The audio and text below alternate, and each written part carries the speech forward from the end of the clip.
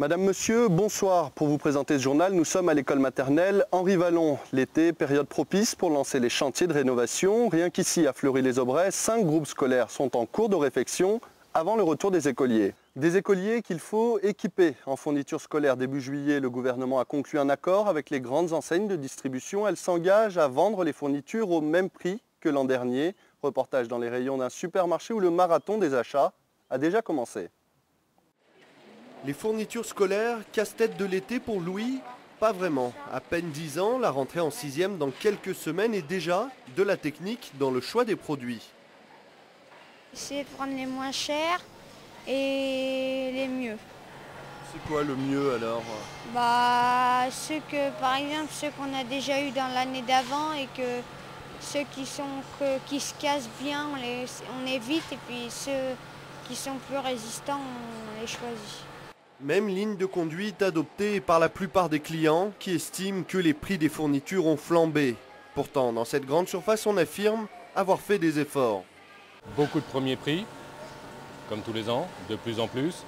Toujours quelques marques qui sortent un petit peu du lot, parce que les enfants, ils veulent évidemment un petit peu de marque aussi quelquefois.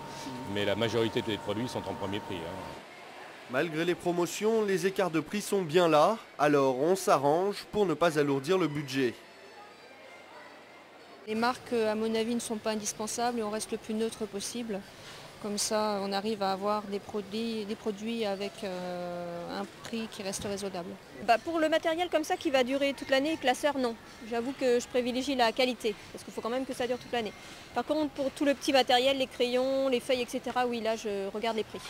Beaucoup de familles ont donc déjà assuré les achats de fournitures scolaires. Objectif, profiter du choix le plus large.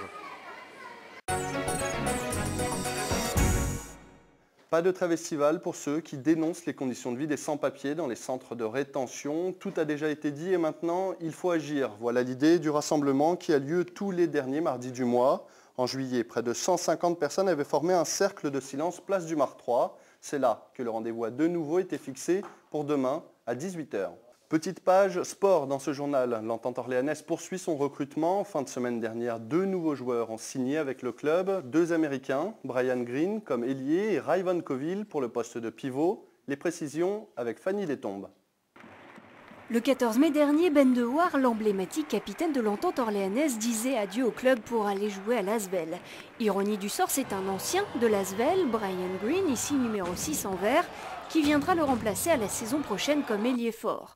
L'Américain, à bientôt 27 ans, répond au double critère fixé par l'entraîneur d'avoir joué à la fois en Europe et en France, mais ce ne sont pas là ses seules qualités.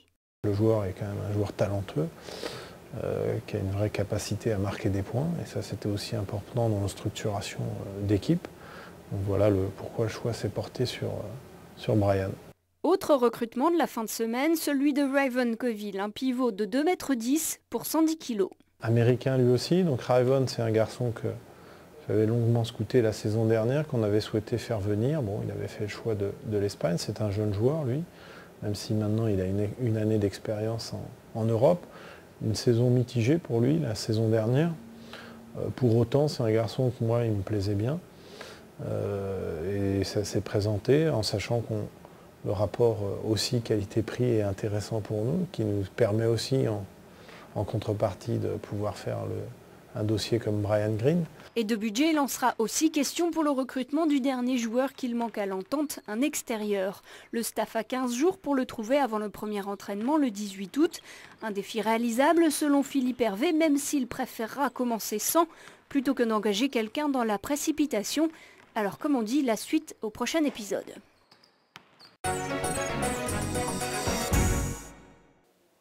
C'est un métier presque inconnu du grand public, éclusier, celui qui assure le fonctionnement des écluses.